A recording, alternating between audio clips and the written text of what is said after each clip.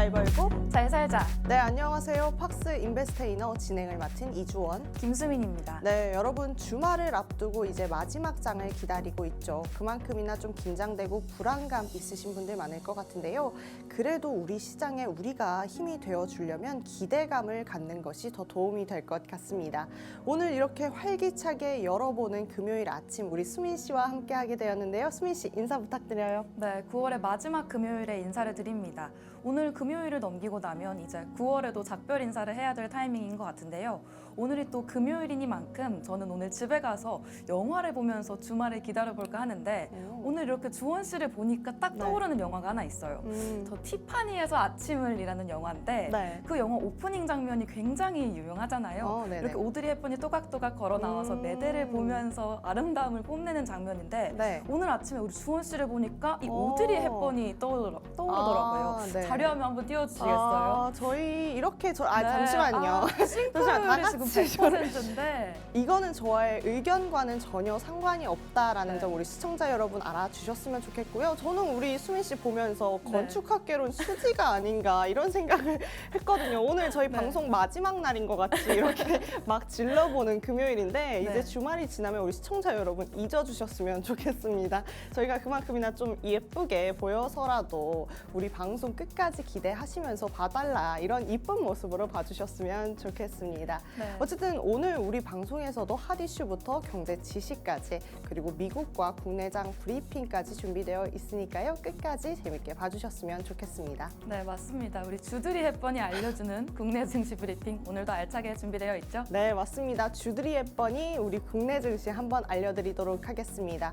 코스피에서는 반도체 업황 우려가 이 마이크론 실적 발표로 해소되면서 외국인 자금이 재유입되는 모습이 보여지기도 했습니다. 미국 주식시장은 전일 신고가 경신 후에 중동 정세 불안과 마이크론 실적 발표 관망세에 좀 쉬어가는 흐름 보여줬는데요. 그래도 마이크론이 영업이익과 실적 모든 부분에서 예상치를 상회해주면서 그 우려는 역시나 해소되었을 것으로 보여집니다. 그래서 코스피는 지수 반전 가능성을 가졌던 마이크론 실적 발표가 우호적으로 해석이 되면서 대형주들이 이 지수 상승을 견인해주기도 했습니다. 수급 보도록 하겠습니다. 수급에서는 외국인이 반도체 위주의 매도세 보여주면서 상방 제한됐던 코스피가 현선물 동반 순매수와 함께 좀 풀어지는 모습도 저희가 볼 수가 있었습니다. 업종별로 봐도 반도체는 모건 스탠리가 제기한 AI 과잉 공급, DM 가격 피크아웃 우려를 마이크론이 불식시켜줬고 그러면서 전일 반도체 수급의 특이점은 돌아온 외국인이라고 볼 수가 있겠습니다. 이 부분에서 가장 기쁠 만한 기업은 단연 삼성이겠죠. 삼성전자에서 외국인이 15거래일 만에 순매수 전환하는 기쁜 장면도 저희가 어제는 볼 수 있었습니다. 코스닥은 투자 심리 회복에 전 업종 상승하는 것과 더불어서 IT 업종 강세가 지수 상승을 견인해주기도 했습니다. 반도체 투자 심리 회복에 PSK 홀딩스, 테크윙 등 AI 반도체 밸류체인 중심으로 강세 보였습니다. 또한 연중 하락세를 거듭했던 이 엔터주들도 어제는 상승세 보여줬습니다. 끝으로 원달러 환율은 반도체 투심 회복에 따른 위험 자산 선호도 확대되면서 외국인 수급 유입에 5.4원 하락했고요. 아시아 증시는 상승했습니다. 여기까지 국내 증시 간단하게 한번 알아봤고요. 우리 수민 씨가 준비해온 간밤의 미국 증시 한번 알려주세요. 네, 뉴욕 증시 브리핑도 준비를 해왔습니다. 오늘 뉴욕 증시는 마이크론의 깜짝 실적 발표로 강세를 보이면서 상승 마감했는데요. 다우존스 지수는 260.36포인트, 0.62% 상승하면서 42,175.11에 장을 마쳤습니다. S&P 500 지수는 23.11포인트, 0.4% 오르면서 5,745.37에 마감했고요. 나스닥 지수도 108.09포인트, 0.6% 상승하면서 18,190.29로 거래를 마쳤습니다.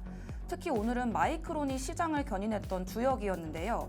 마이크론이 전년 동기 대비 매출이 무려 93% 증가하면서 77억 5천만 달러를 기록했습니다. 주당 순이익도 1.18달러가 나왔는데 이 수치가 월가의 예상치를 훨씬 웃도는 예상치였습니다. 이 때문에 마이크론의 주가도 오늘 하루 14.73% 급등하는 모습을 보여줬습니다. 이에 따라서 다른 반도체나 AI 관련 종목들도 좋은 흐름을 같이 보여줬는데요. 마이크론의 긍정적인 실적 발표로 인해서 반도체와 AI 관련 종목들이 함께 탄력을 받는 모습이었습니다. 엔비디아와 알파벳, 브로드컴 같은 대형 종목들도 상승하는 모습을 같이 보여줬습니다. 이렇게 반도체 업종 전반이 좋은 흐름을 가져가 주면서 오늘 발표됐던 주요 지표들도 미국 경제의 연착륙 가능성을 시사했는데요.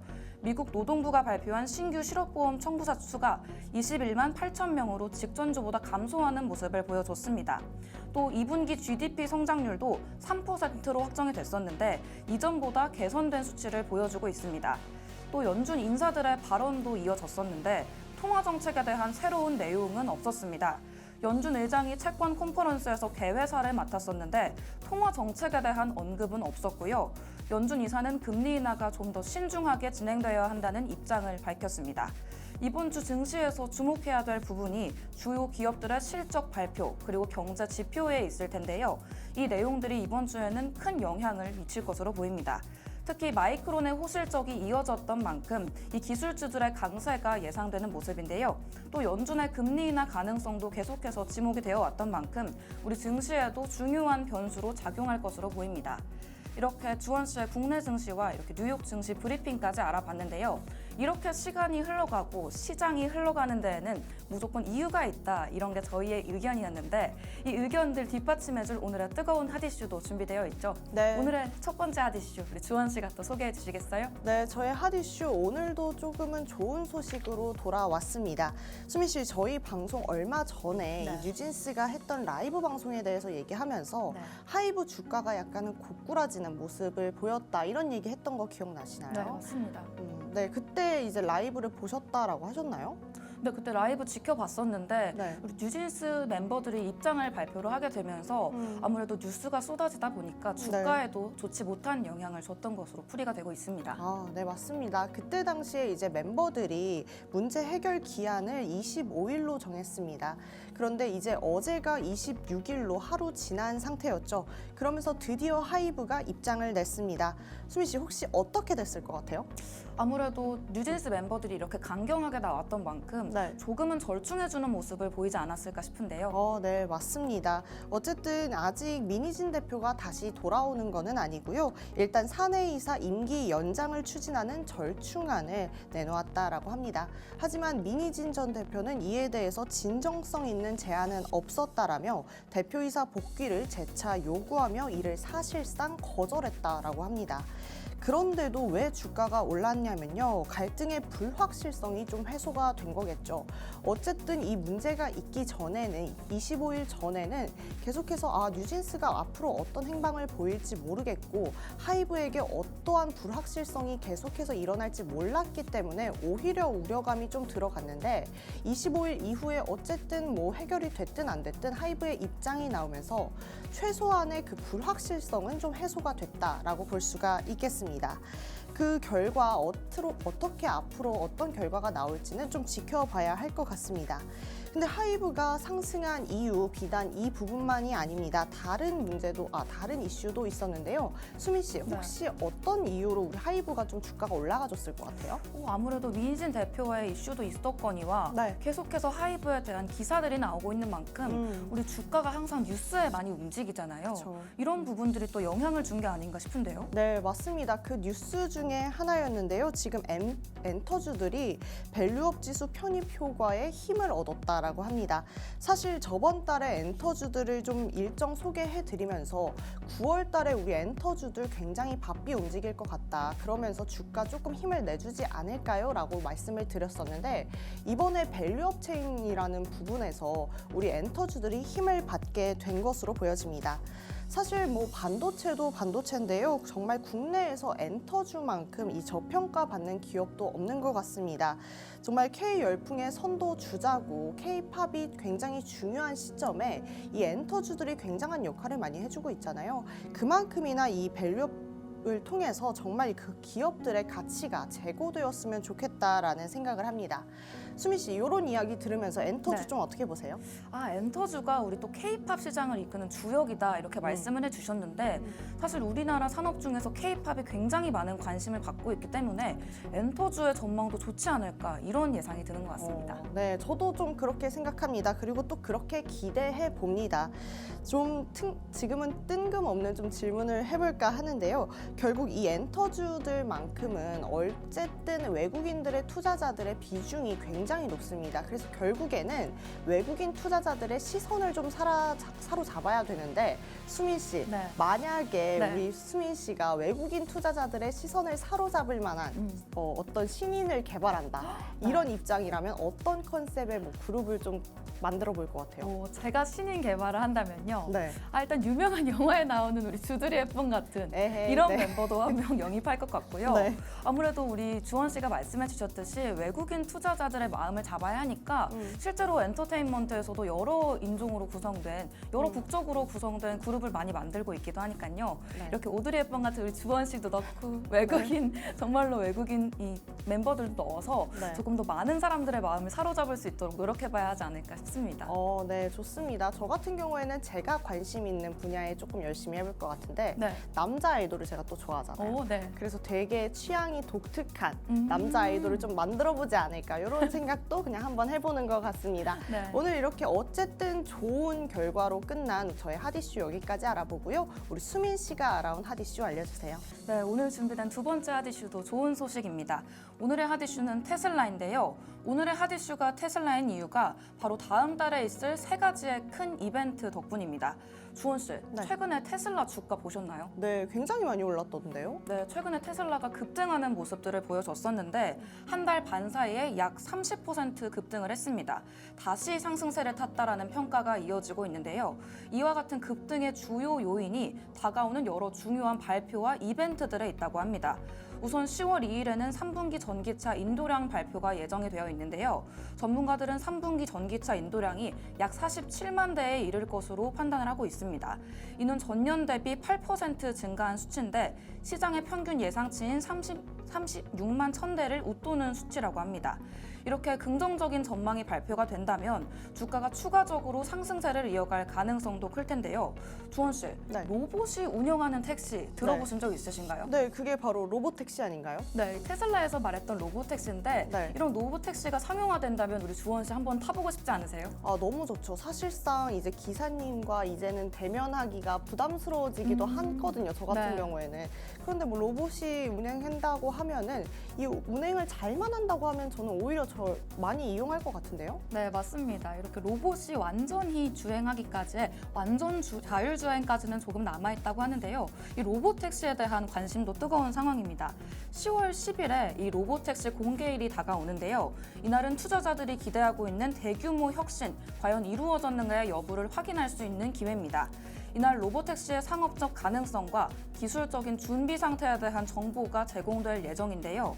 전문가들은 이 이벤트가 테슬라 주가에 또한 상승 촉매제가 되지 않을까 이런 예상을 내어놓고 있는 상황입니다. 세 가지의 이벤트가 있다고 오늘 말씀을 드렸었는데요. 세 번째 이벤트가 바로 10월 18일에 있는 실적 발표입니다. 이번 실적 발표가 예상보다 좋을 경우에 테슬라의 주가가 더욱더 상승하는 추세를 이어갈 수 있을 것으로 기대가 되는데요. 반면 실적이 못 미치게 된다면 주가가 200에서 250달러 박스권에서 벗어나기 어렵다 이런 예상도 나오고 있는 상황입니다. 지금 테슬라가 고점이다라는 입장들도 많이 나오고 있는 상황인데 이 실적 발표에 따라서 테슬라의 주가 향방이 달려있다 이렇게 봐도 무방한 상황으로 보여집니다. 이런 상황에서 이 테슬라 주식 상승할 수 있을 것으로 보시나요?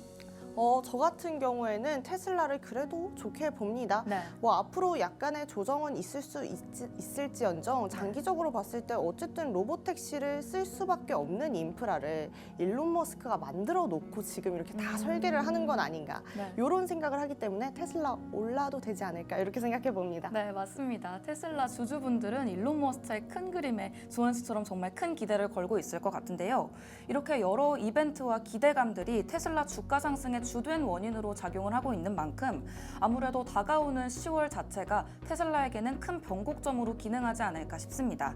이 주가의 향방이 이러한 발표들과 이벤트의 결과에 달려 있는 만큼 이 투자자들의 관심이 집중되는 이 시점에서 오늘의 핫이슈 우리 시청자 여러분들도 짚고 넘어가시면 좋을 것 같습니다.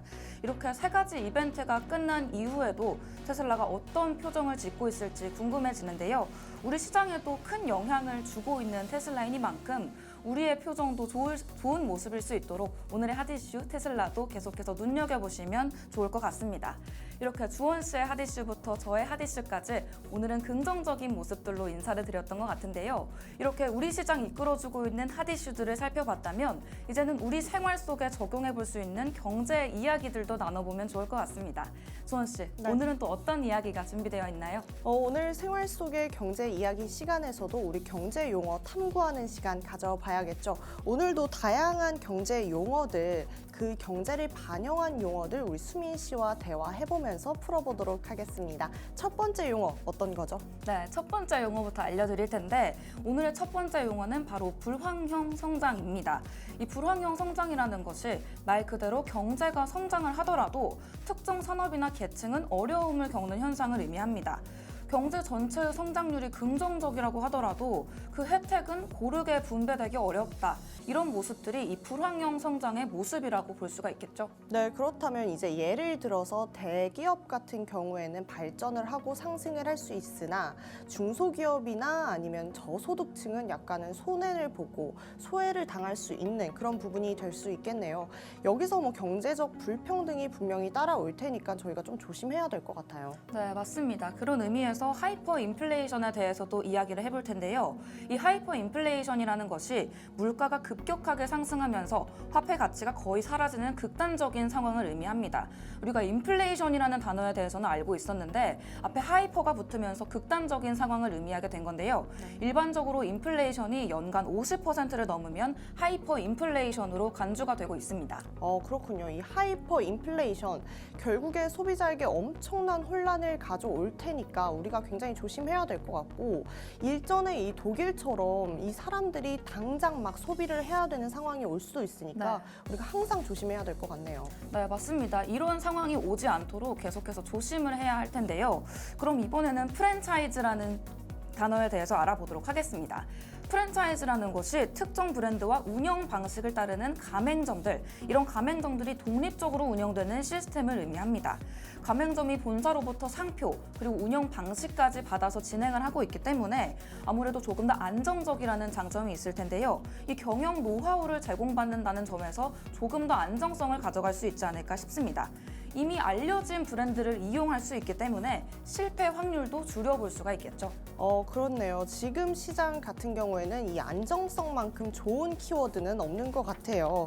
다음으로는 소셜 임팩트 투자에 대해서 말씀드리도록 하겠습니다. 소셜 임팩트 투자는요, 사회적 가치를 창출하고자 하는 프로젝트나 기업에 투자를 하는 것인데요. 수익을 추구하면서도 이 사회의 문제 해결을 목표로 한다라고 말씀드릴 수 있겠습니다. 말 그대로 소셜 임팩트니까 네. 사회적인 효과를 고려한다는 단어로 들리는데 아무래도 사회적인 가치와 수익을 동시에 고려한다 이런 의미인 것 같습니다. 이런 투자 방식들이 요즘에 많은 주목을 받고 있다는 것 자체가 조금 더 흥미롭게 느껴지는 부분인 것 같습니다. 네, 좋습니다. 그 다음 용어 그럼 바로 알려드리도록 하겠습니다. 경제적 이주민인데요. 경제적 이주민은 더 나은 경제적 기회를 찾아서 다른 나라로 가는 사람들을 이야기합니다. 이들은 고용 기회나 교육 그리고 생활 수준을 향상시키기 위해 이주한다라고 합니다. 단순 이주가 아니라 경제적 이주다 이렇게 말을 할 수 있을 것 같은데 이런 이주민들이 새로운 문화를 경험을 하면서 기술과 지식을 교환할 수 있을 것 같습니다. 하지만 이주민이니만큼 사회적인 통합 문제도 고려하지 않을 수가 없겠습니다. 네, 그러면 벌써 마지막 용어를 이야기해야 될 것 같습니다. 네. 바로 전환 경제인데요. 전환 경제는 환경 지속 가능성을 목표로 하는 경제 모델로 친환경적이고 지속 가능한 방식의 자원을 계속해서 활용하는 것을 이야기한다라고 합니다. 네, 이 전환 경제라는 게 기후 변화와 자원 고갈 문제를 해결하기 위해서 이렇게 노력하는 모습들을 계속 보여주고 있는 건데요. 재활용이나 지속 가능한 농업들이 이에 포함될 수가 있습니다. 네, 오늘 이렇게 대화한 용어들이 네. 비단 경제적인 용어뿐만 아니라 우리가 시사를 알 때에도 분명히 알아야 될 용어들이잖아요. 네. 그러면서 뉴스에서 어떤 이야기가 나오고 프로젝트가 나온다라고 했을 때 우리가 알고 있어야 되는 부분이기 때문에 이렇게 생활 속의 경제 이야기, 가벼운 제목으로 시작을 했지만 우리가 꼭 알아두어야 한다라는 점 꼭 알아두셔야겠습니다. 네, 맞습니다. 우리 생활 속의 경제 이야기라서 가볍게 느껴지실 수도 있겠지만요. 사실 우리 생활이란 게 사실 삶의 전부가 아니겠습니까? 또 우리 생활 속의 경제 이야기에서 말씀드리는 부분들이 우리 삶 전반에도 좋은 영향을 줄 수 있도록 기도를 해보면서요. 저희는 다음 시간에도 알찬 단어들로 찾아올 예정입니다.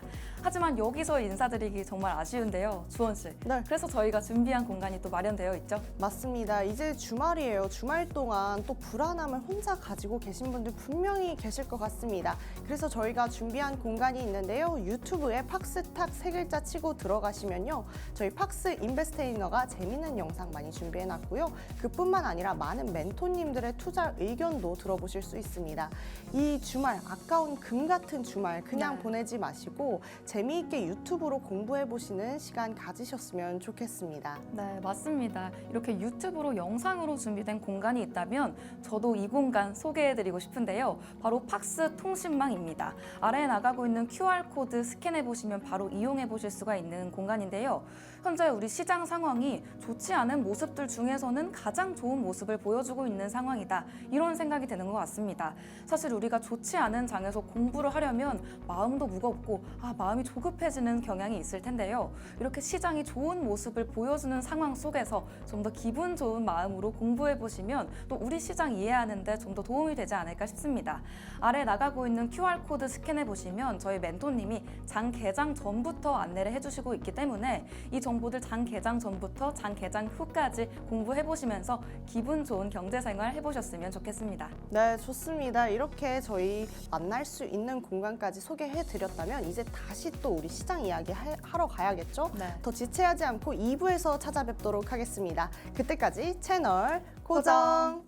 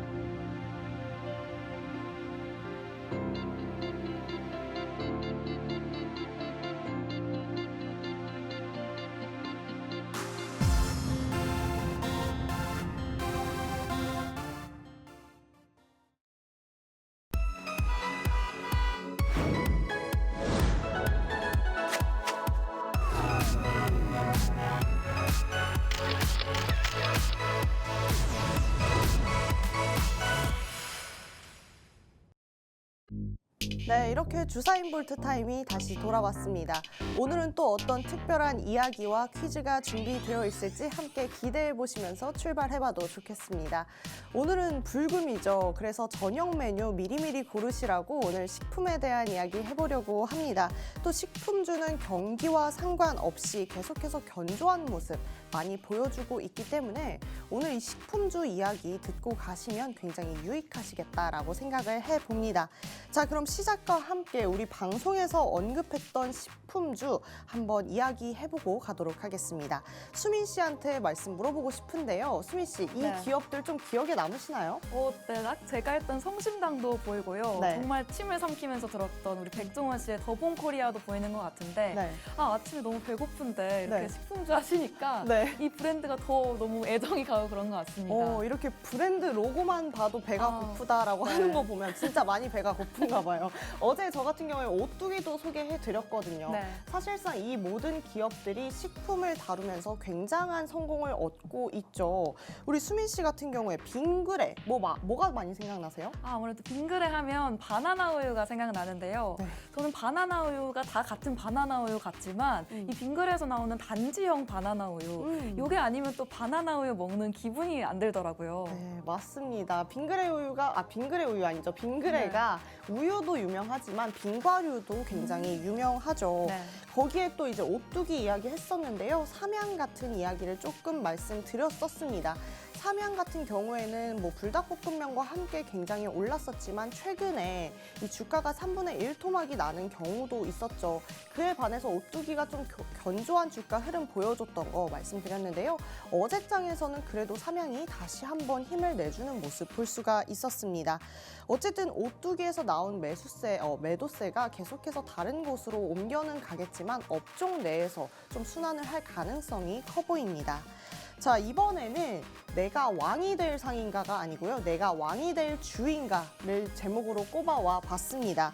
어쨌든 사실 초여름에 증시를 뜨겁게 달궜던 테마가 바로 이 식품주가 아닐까 싶은데요. 금방이라도 전 세계 식품 시장을 주름잡겠구나 싶었던 이 K푸드의 수출 실적 자체가 조금은 무너지면서 이 K푸드의 열풍이 살짝은 죽긴 했습니다.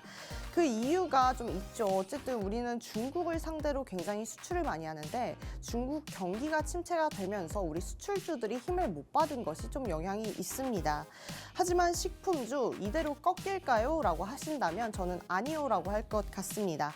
단 각 기업들이 자신의 생존 능력을 어디서 강화할 것이냐 이것이 관건이 될 것 같은데요. 지금 이 표를 보시면 좀 아실 수 있겠는데요. 이번 여름까지 주가를 계속해서 시원하게 올려줬던 기업들이 모두 호재를 수출로 뽑았습니다. 그런데 수출 실적이 저조하면서 주가가 조정받게 된 부분 있다고 말씀드렸죠. 사실상 삼양 같은 경우에도 불닭볶음면 인기의 1분기 어닝 서프라이즈라고 나왔는데요. 이 부분도 계속해서 좀 우리가 기대해볼 만한 부분이지 않을까 싶습니다. 그 외에도 뭐 더위, 막걸리 뭐 이런 특별한 이유들로 오르긴 했는데 이것뿐만 아니라 저는 조금 특별한 이유임에도 불구하고 잘 몰랐던 이 냉동김밥 미국 수출 이 이야기에 좀 집중을 하게 되었습니다. 냉동김밥을 뭐 알고는 있었는데요. 미국에서 이렇게 인기가 많았구나는 요번에 알았기 때문에 이 뒤에서 김밥에 대해서 얘기하겠지만 이 수출주들에게 이 식품주들에게 수출이 얼마나 큰 의미를 주고 있는지 우리가 좀 알 수 있을 것 같습니다. 그럼 그 다음 보도록 하겠습니다. 우리 수민 씨한테 다시 여쭤보고 싶습니다. 이 제가 준비해온 음식들 우리 수민 씨 보이실 텐데요. 네. 혹시 이 음식들 좋아하시나요? 아 정말 없어서 저 못 먹어요. 못 먹어요? 없어가지고. 없어가지고 못 드시는구나. 네. 뭐가 없어서 못 먹어요? 우리 수민 씨 살 수 있잖아요.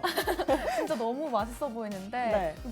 만주인가요? 만주요? 이거 네. 돈가스고요. 이거 네. 빵이고 아. 햄버거예요. 전 이게 반만주로 보였는데 아. 반만주가 먹고 싶은가 봐요. 네. 이 빵도 너무 좋아하고 네. 치킨도 좋아하고 또 치킨이 들어간 햄버거도 너무 좋아하고 주원 씨도 이런 음식 좋아하시죠? 네, 저도 돈가스 이거 정말 미칩니다. 돈가스는 매일 먹고 싶고 햄버거도 진짜 일주일에 2번 이상 제가 먹고 있어요. 사실상 뭐 어떻게 보실지 모르겠지만 저 같은 경우에는 운동을 되게 좋아하거든요. 근데 햄버거가 제 기준에는 완벽한 식품이다라고 생각을 합니다. 탄단지가 많이 다 들어있잖아요.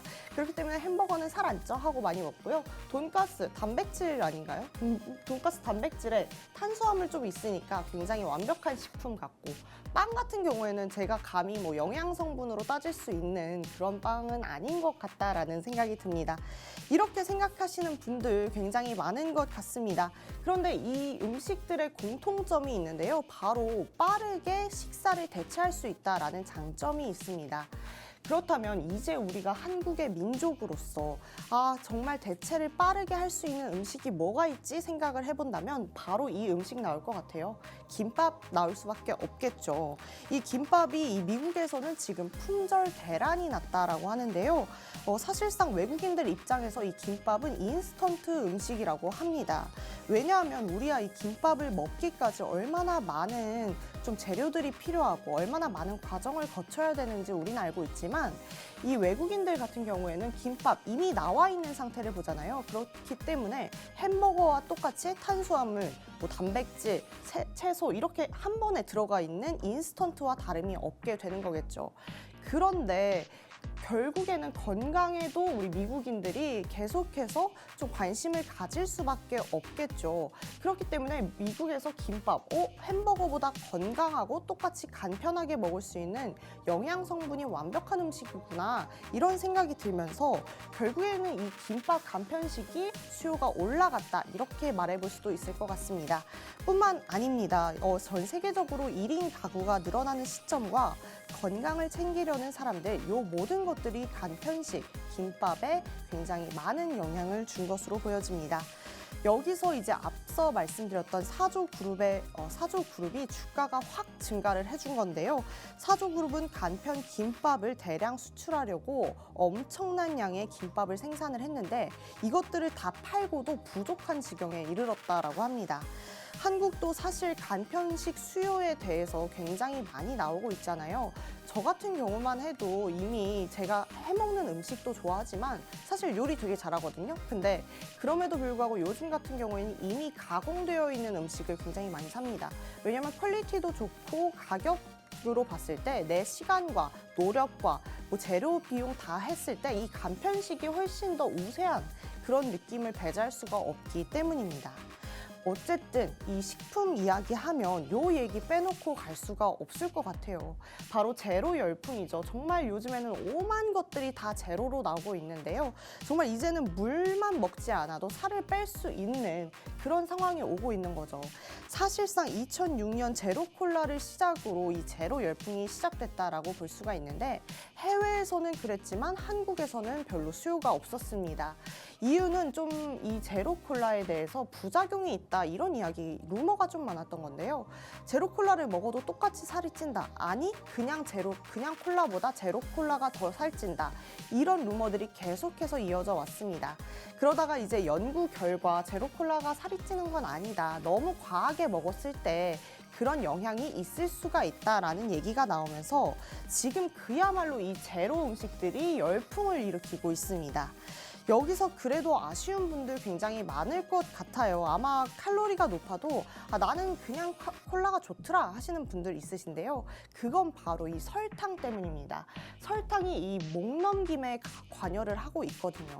어쨌든 설탕의 그 꾸덕함, 찐득거림 이것들이 안 느껴지다 보니까 그냥 설탕이 들어간 음식을 더 선호할 수밖에 없게 되는 그런 현상들이 일어날 수밖에 없는 거죠. 하지만 이 식품주들이 요것까지 좀 감안을 해서 바뀐다면 정말 제로 열풍은 라면도 제로가 되지 않을까 이런 생각을 해봅니다.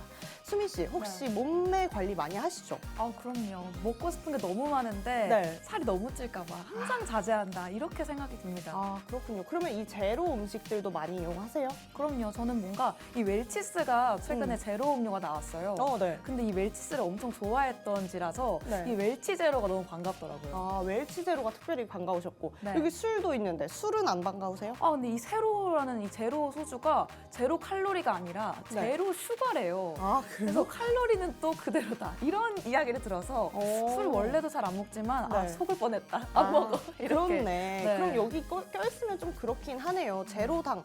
소주는 원래 당이 제로이지 않나 이런 생각을 네. 해보는데 어쨌든 이렇게 제로로 해서 제로 술과 제로 음료로 해서 아, 이제 술도 살 안 쪄 하면서 마시는 분들 계실 것 같은데요. 오늘 수민 씨가 말씀해 주셨네요. 당만 제로고요. 칼로리가 제로가 아니래요. 그래서 네. 살 찌실 수 있다라는 점 알아두셔야겠습니다. 어쨌든 우리 그래도 팍스 인베스테이너인데 종목 이야기 안 하고 넘어가면 너무 아쉽잖아요. 그래서 우리 식품주들에 대해서 잠깐 알아보고 넘어가도록 하겠습니다. 우리 식품주들입니다. 잘 보이실지 모르겠는데요. 먼저 CJ 시푸드 있고요. 삼양식품 있고 사조 시푸드 있습니다. 저는 여기에 오뚜기를 좀 가지고 오고 싶었는데 어제 오뚜기 자랑을 제가 너무 많이 해서 오뚜기는 빼고 앞으로 그래도 수출적으로나 어떤 모습을 봤을 때 좀 전망이 있는 종목들을 좀 가지고 와봤습니다. 어쨌든 계속해서 저희가 뭐 이 기업들에 대해서 식품주뿐만 아니라 좀 유망한 기업들 많이 소개해드리고 있으니까요. 앞으로도 식품주 관심 가져보시면서 끝까지 이 종목들도 한번 봐주시면 좋을 것 같습니다. 삼양 최근에 뭐 주가가 반토막 이상 났지만 그래도 수출주로 기대받을 만하고요. CJ 시푸드는 계속해서 어묵을 좀 주력 상품으로 뽑고 있습니다. 그러면서 요즘에 어떡이라는 게 또 유행을 하고 있대요. 어묵 속에 떡을 넣어서 먹는 건데요. 뭐 어쨌든 그 부분도 좀 수요가 있다라고 하니까 좀 지켜봐도 될 것 같고요. 다음은 사조 시푸드가 또 있겠죠. 대표적으로 사조 그룹을 통해서 사조 시푸드를 가지고 와봤는데요. 아마 간편 김밥이 계속해서 이 해외에서 인기가 앞으로 지속될 것으로 보여지면서 이 사조 그룹의 뭐 행보도 좀 기대가 된다라고 말씀드릴 수 있을 것 같습니다. 어쨌든 이 어떤 사업을 할 때 어떤 모멘텀에서 어떻게 상승할지 모르고 어떤 호재가 잇따를지 모르는 게 지금 시장으로 보여집니다. 그럼에도 불구하고 우리 투자하기로 마음 먹었다면요. 우리 사업자분들이 워렌 버핏이 백종원 씨께서 그렇게 했던 것처럼 내가 확신했던 부분에 대해서 확신을 끝까지 갖고 나에게 투자하는 거 그리고 나의 계좌에 투자하는 거 그 자신감 또한 중요하겠다라는 생각이 듭니다. 오늘 식품주 얘기 여기까지 해보고요. 바로 이어서 수민 씨 나오시니까요. 수민 씨 나올 때까지 채널 고정.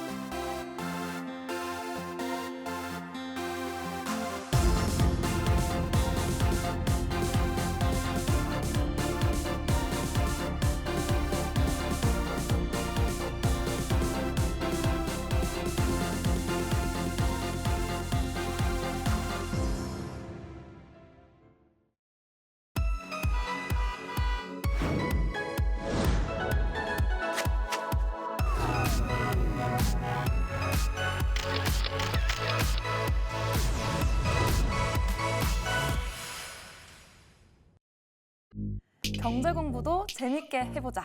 이렇게 수민이 시간으로 인사를 드리고 있는 김수민입니다. 오늘도 새롭고 재미있는 주제로 어렵게만 느껴졌던 경제 이야기들 말랑말랑하게 풀어서 또 재미있게 이야기해보려고 하는데요. 오늘 여러분과 함께 이야기 나눌 주제가 바로 테슬라입니다. 전기차의 선두 주자이자 혁신의 아이콘으로 떠오른 우리 테슬라. 그 창업 이야기에도 많은 비밀들이 숨어 있다고 하는데요.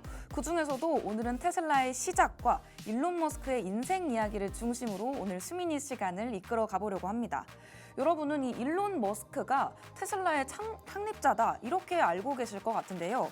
사실 테슬라는 일론 머스크가 처음부터 창업했던 회사가 아니라고 합니다. 2003년에 마틴 에버하드와 마크 타페니 이 두 엔지니어가 테슬라를 처음 설립했었는데요. 이들이 전기차를 만들고 싶다 이런 다짐을 계속 이어나갔었는데 자본이 부족했다고 합니다. 그렇기 때문에 이 머스크가 이 회사에 투자를 하게 되면서 테슬라의 이야기가 본격적으로 시작이 된 건데요. 그런데 머스크가 왜 이 전기차에 투자를 하게 됐을까요? 이 머스크가 어렸을 때부터 지구의 미래, 인류의 존속 같은 테마에 정말 관심이 많았다고 합니다. 아무래도 지속 가능성 여부에 계속해서 관심을 보여줬던 것 같은데 화석 연료를 더 이상 우리가 사용할 수가 없게 된다면 우리의 미래는 전기에 있다. 이런 판단을 내렸던 것 같습니다. 여러분들은 전기차가 지금처럼 널리 쓰일 수 있다. 이런 생각을 이전에 하셨었는지 궁금한데요. 저는 사실 전기만으로 차가 굴러갈 수 있는가 이 문제를 이전에 고민을 해봤을 때 조금 힘이 부족할 것 같다, 어려울 것 같다 이렇게 생각을 했었는데요. 역시 블루오션을 개척하는 사람만이 기업가가 될 수 있는 것 같습니다. 머스크가 전기가 미래다 이런 비전을 가지고서 테슬라를 지금처럼 세계적인 기업으로 성장시키고 있습니다. 그럼 이 테슬라의 첫 번째 전기차 무엇인지 궁금하실 것 같은데요. 바로 로드스터입니다. 이 스포츠카가 2008년에 출시되었었는데 지금 봐도 정말 외관이 화려하고 예쁜 것 같습니다. 당시 전기차에 대한 인식들이 좋지 않은 모습이었는데 이 전기차에 대한 안 좋은 인식들 완전히 바꿔버렸던 모델이 바로 이 로드스터죠. 왜냐하면 이 차가 전기차 이렇게 환경만 생각하는 차가 아니라 느리고 지루한 차 이런 편견들을 모두 깨버리는 전기차였던 건데요. 시속 100km에 이르는 속도를 단 4초 만에 달성을 할 수가 있었다고 하고요. 충전 한 번만으로 390km를 주행할 수 있었다고 합니다. 이렇게 성능까지 갖췄는데 그 외관도 정말 멋지다 보니까 이 테슬라가 처음 출시돼서 이 로드스터까지 내놨을 때 사람들의 관심이 지목되지 않을 수가 없었겠습니다. 여기서 질문 하나 드리고 싶은데요. 여러분들 전기차를 구매할 때 정말 많이 생각하는 부분, 가장 1번으로 고려하는 부분이 무엇인가요? 우리 주원 씨가 전기차 구매한다면 어떤 부분을 가장 많이 생각할 것 같으세요? 사실상 제가 일론 머스크랑 성격 유형이 똑같거든요. 그래서 이분이 하시는 말 들어보면 좀 제가 공감하는 부분들이 좀 많아요. 네. 근데 사실 디자인은 저랑 안 맞아가지고 안목은 좀 다른 것 같은데 전기차를 볼 때 이제 디자인을 좀 내려놓는다라고 생각하면 지금 전기차 캐즘을 일으키는 원인들을 좀 생각할 것 같아요. 네. 충전 시간 너무 길고 배터리가 좀 위험한 것도 있고 뭐 빠르다라고는 하지만 굳이 한국에서 이렇게 빠른 차가 필요한가에 대한 생각을 해볼 거고 결국에는 그러면 내가 이 비용까지나 내고 해야 되나? 이걸 꼭 사야 되나? 이런 생각이 좀 들 것 같아요. 그래서 가장 첫 번째는 어쨌든 귀결되는 이야기가 비용이기 때문에 네. 비용 생각 안 할 수 없겠습니다. 네, 맞습니다. 우리 주원 씨가 잘 말해주셨는데 우리 방송 보시고 계신 시청자 여러분들도 내가 전기차 고객이다라고 생각했을 때 꼽으시는 부분들이 바로 이 비용적인 문제일 것 같습니다. 아무래도 주행 거리나 충전 속도도 배제할 수 없는 문제일 것 같은데요. 테슬라가 이런 문제를 해결하기 위해서 정말 엄청난 투자를 감행했습니다. 전기차 배터리 기술도 계속해서 발전시켰고요. 충전 인프라, 우리가 계속해서 충전할 수 있도록 돌아다니면서 충전소를 찾는데 불편함이 없을 수 있도록 이런 충전 인프라를 확장하기 위해서 수많은 충전소를 설치했다고 합니다. 이 충전소 하나를 설치하는 비용이 정말 어마어마하다고 하는데요. 테슬라가 정말 어마어마한 투자를 감행했다. 이런 판단이 되는 것 같습니다. 이렇게 테슬라가 성공하기까지 순탄했던 것만은 아닙니다. 사실 머스크가 2008년에 테슬라가 큰 재정적 위기에 빠졌을 때 자신의 모든 자산을 거의 회사에 투자를 했다고 하는데요. 이때 이 일론 머스크가 스페이스X와 솔라시티 등 다른 사업들에도 손을 많이 대고 있었기 때문에 더욱더 큰 도박이었다고 합니다. 만약 테슬라가 실패를 했다면 이 머스크의 모든 프로젝트가 위기에 봉착할 가능성이 컸는데요. 그럼에도 그는 끝까지 포기하지 않았다고 합니다. 여러분은 이렇게 일론 머스크처럼 모든 것을 걸어본 경험이 있으신가요? 자신의 사업을 위해서 이렇게 모든 것을 걸고 투자할 수 있다는 게 정말 사업가의 면목, 그가 괴짜라고 불리는 이유를 대변해주지 않나 이런 생각이 드는 것 같습니다. 그러고 나서 2012년 테슬라가 모델 S를 출시를 하게 됩니다. 그러면서 또 한 번 큰 반향을 일으키는데요. 이 차가 이 전기차 시장에서 정말 새로운 표준을 세웠다. 이런 평가를 받고 있습니다. 기술력뿐만 아니라 디자인부터 자동차의 승차감, 사용감까지도 고려를 했다는 건데 이 전기차의 미래의 자동차 이런 인식을 심어줄 수 있도록 정말 많은 노력을 한 모델이지 않은가 싶습니다. 여러분 모델 S 주행해보신 적 있으신지 궁금한데요. 저는 아직 시승해보지 못했는데 이 모델 S를 타보신 분들이 입을 모아서 정말 주행감이 좋다. 탔을 때 승차감이 정말 좋은 차다. 이런 평가들이 이어지고 있다고 합니다. 저도 이 모델 S 한번 기회가 되면 타보고 싶은 것 같은데요. 이쯤에서 흥미로운 지점을 하나 더 이야기해드릴까 합니다. 이 테슬라가 단순한 전기차 회사가 아니라 자율주행 기술까지도 선두주자로 나서고 있는데요. 이 자율주행 기술을 빠르게 확장시키기 위해서 앞으로 운전자가 차를 제어할 필요가 없도록 이 부분에 초점을 맞춰서 계속해서 발전해 나가는 모습을 보여주고 있다고 합니다. 앞으로는 운전자가 이렇게 차를 제어할 필요가 없을지도 모르는 이런 세상들이 펼쳐질 수도 있겠는데요. 이렇게 기술이 완성되게 된다면 교통사고도 줄일 수가 있겠고요. 우리가 운전하는 데 투자하는 시간을 다른 데 투자할 수 있으니까 조금 더 효율적인 생활을 해볼 수 있지 않을까 싶습니다. 또 재미있는 부분은 이렇게 태양광 패널을 가지고 와봤는데 이 테슬라가 전기차뿐만 아니라 이 에너지 솔루션에도 주목하고 있다는 점입니다. 이 머스크가 태양광 패널 그리고 에너지 저장 장치를 통해서 지속 가능한 에너지로의 발전들을 계속 추구를 하고 있는데요.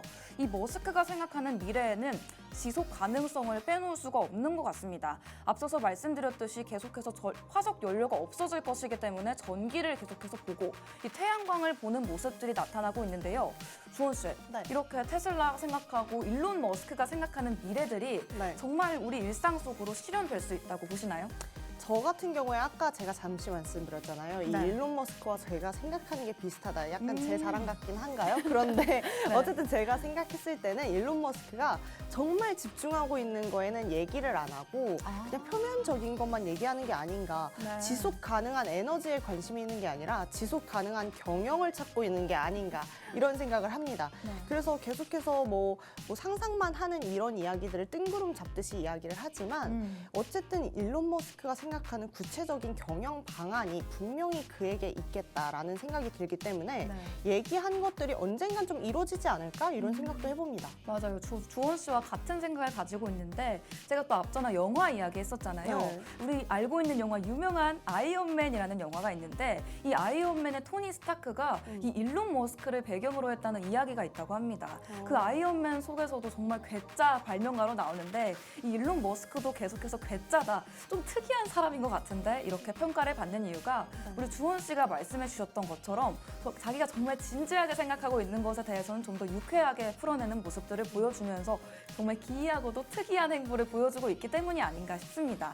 아무래도 지속 가능성, 이 우리 사회에서 빼놓을 수 없는 키워드이기 때문에 우리 주원 씨가 말씀해 주신 것처럼 전기차가 계속해서 지속 가능한 미래를 이끌어줬으면 좋겠다는 생각도 드는데요. 제가 이번에도 로보택시 이미지를 가져와 봤는데 이 로보택시가 상용화되는 날이 앞으로 계속해서 이어졌으면 좋겠다 이런 생각도 드는 것 같습니다. 운전자가 사라진 세상에서 택시가 운영되는 모습들, 우리 일론 머스크가 그리는 세상이 제가 그리는 미래와도 비슷한 것 같은데요. 그렇다면 일론 머스크에 대한 이야기를 조금 더 해봐야겠습니다. 이 남아프리카 공화국에서 태어나서 17살 때 캐나다로 이주를 했고요. 이후에 미국에서 창업의 길로 돌아섰다고 합니다. 여러분도 아시다시피 이 페이팔을 공동 창업한 이후에 이 이베이의 회사를 매각하면서 큰 성공을 거뒀었죠. 하지만 그는 돈에 머무르지 않고요. 인류의 미래에 대해서 끊임없이 고민하는 모습들을 보여줬습니다. 그래서 우주 탐사를 위한 스페이스 X, 그리고 지속 가능한 미래를 위한 테슬라, 에너지를 다루는 솔라시티까지 건립을 했는데요. 이렇게 계속해서 도전하는 삶, 이 부분은 정말 일론 머스크에게서 배울 점이 아닌가 싶습니다. 머스크의 삶이 항상 도전에 따른 실패로도 계속해서 차 있었지만 이 실패에서 배우면서 성장하는 모습을 보여줬지 않은가 싶은데요. 테슬라가 이제는 전기차 시장의 선두주자로 발돋움을 하고 있는 만큼 이 미래를 향한 꿈을 계속해서 놓지 않았으면 좋겠다 이런 생각이 듭니다. 오늘 이야기를 나눠보면서 우리 주원 씨에게 또 여쭤보고 싶은데 우리가 계속해서 지속 가능성에 대한 이야기를 하고 있잖아요.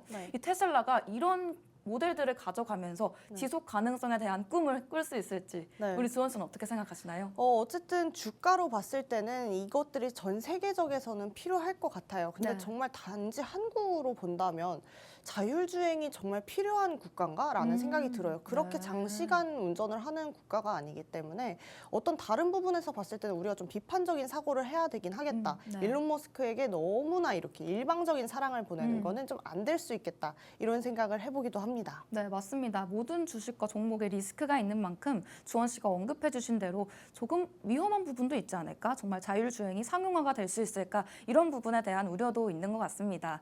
저는 운전자로서 이 자율주행 상용화 굉장히 기대하고 있는 상황인데요.